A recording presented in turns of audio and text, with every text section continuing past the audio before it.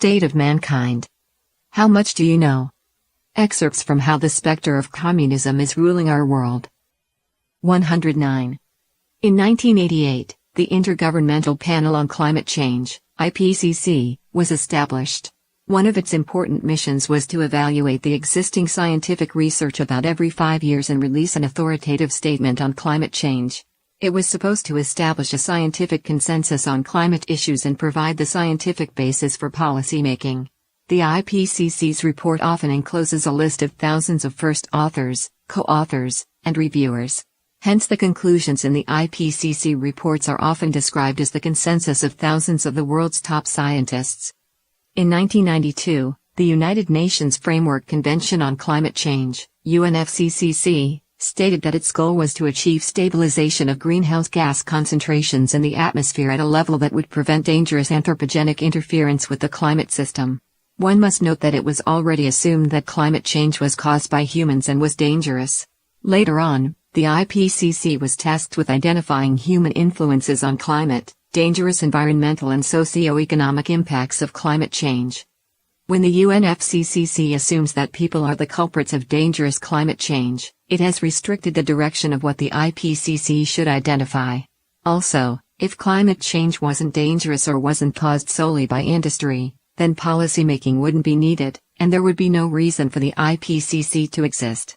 Such conflicts of interest also restricted the focus of the IPCC's inquiry.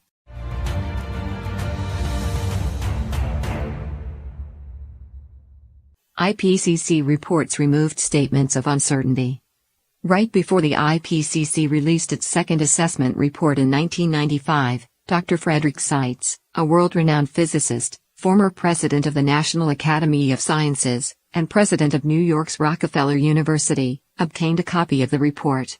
Seitz later discovered that the content in the report was largely altered after it passed scientific review and before it was sent for print. All of the uncertainties of human activities about climate change were deleted. Seitz's article in the Wall Street Journal stated, "In my more than 60 years as a member of the American scientific community, I have never witnessed a more disturbing corruption of the peer review process than the events that led to this IPCC report." The deleted statements include the following. None of the studies cited above has shown clear evidence that we can attribute the observed climate changes to the specific cause of increases in greenhouse gases. No study to date has positively attributed all or part of the climate change observed to date to anthropogenic man-made causes. Any claims of positive detection of significant climate change are likely to remain controversial until uncertainties in the total natural variability of the climate system are reduced. Though later the IPCC claimed that all the modifications were approved by the authors, the alterations reveal how the IPCC's reporting was influenced by politics. The evaluation report doesn't contain any original research, but mostly summarizes existing research. Because the existing research contains so many different views, in order to reach consensus, as it set out to do, the IPCC simply got rid of the opposing views. In April 2000, the IPCC's third assessment report said in its draft, "There has been a discernible human influence on global climate." The version published in October that same year says, "It is likely that increasing concentrations of anthropogenic greenhouse gases have contributed significantly to observed warming over the past 50 years. In the final, official conclusion, the statement was even stronger. Most of the observed warming over the last 50 years is likely to have been due to the increase in greenhouse gas concentrations." When the UN Environment Programme's spokesman, Tim Hyam, was asked about the scientific basis of the rhetorical changes, his answer was honest: there was no new science, but the scientists wanted to present a clear and strong message to policymakers. Put another way, the UNFCCC gave a homework assignment to the IPCC, making the answer they wanted clear. The IPCC then delivered as required.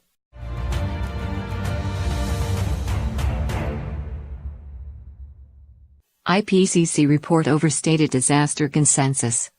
Paul Reiter, a professor at the Pasteur Institute in France, is a leading expert on malaria and other insect-borne diseases. He disagreed with the IPCC report, and had to threaten to initiate a lawsuit against the IPCC in order to remove his name from the list of the top 2,000 scientists who are said to have endorsed the report. He said that the IPCC makes it seem that all the top scientists are agreed, but it's not true. In his testimony to the United States Senate on April 25, 2006, Reiter said, "A galling aspect of the debate is that this spurious science is endorsed in the public forum by influential panels of experts. I refer particularly to the Intergovernmental Panel on Climate Change, IPCC. Every 5 years, this UN-based organization publishes a consensus of the world's top scientists on all aspects of climate change.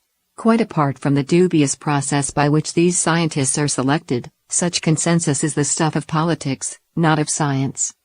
Environmentalists have been promoting the notion that insect-borne diseases such as malaria will wreak havoc when climate warming continues, which is also the main argument of the IPCC.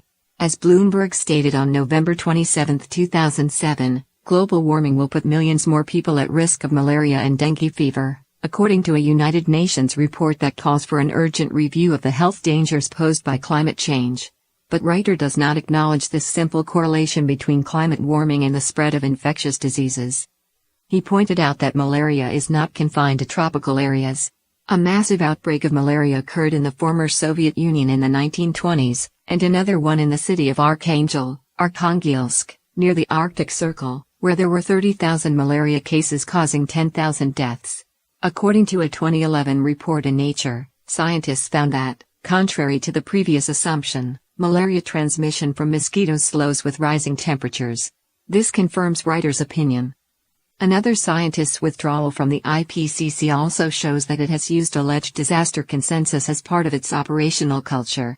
Christopher Landsea, a hurricane researcher at the U.S. Oceanic and Atmospheric Administration and one of the leading authors of the IPCC's fourth assessment report, withdrew from the IPCC in January 2005. In an open letter, he stated, "I personally cannot in good faith continue to contribute to a process that I view as both being motivated by preconceived agendas and being scientifically unsound." He urged the IPCC to confirm that the report would adhere to science rather than sensationalism. Landsea disagrees with the lead author of the IPCC report regarding the relationship between hurricanes and climate change. The IPCC lead author, who is not an expert in hurricane research, stressed that climate warming would cause more intense hurricanes, without solid factual data to support his claim.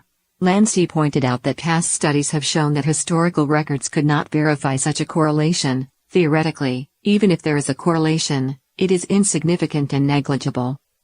David Deming, a geologist and geophysicist at the University of Oklahoma, obtained the 150-year historical temperature data for North America by studying ice cores, and published his research article in Science. Consensus advocates then regarded Deming as an exponent of consensus. In a U.S. Senate hearing, Deming said that an IPCC lead author sent him an email saying, "We have to get rid of the medieval warm period." The medieval warm period refers to the climate warming of the North Atlantic region between around 8950 and 1150. Erasing this period in the historical curve of climate change would strengthen the claim that today's warming is unprecedented. There are many such incidents. In his book Red Hot Lies, How Global Warming Alarmists Use Threats, Fraud, and Deception to Keep You Misinformed, Christopher C. Horner, a senior American researcher at the Competitive Enterprise Institute, listed many of the original IPCC authors who oppose the IPCC's conclusions and its politicized operations. They have raised reasonable questions with supporting data and have challenged the IPCC's so-called consensus. However, in the current academic and media environment, their voices have been marginalized. From Chapter 16, The Communism Behind Environmentalism.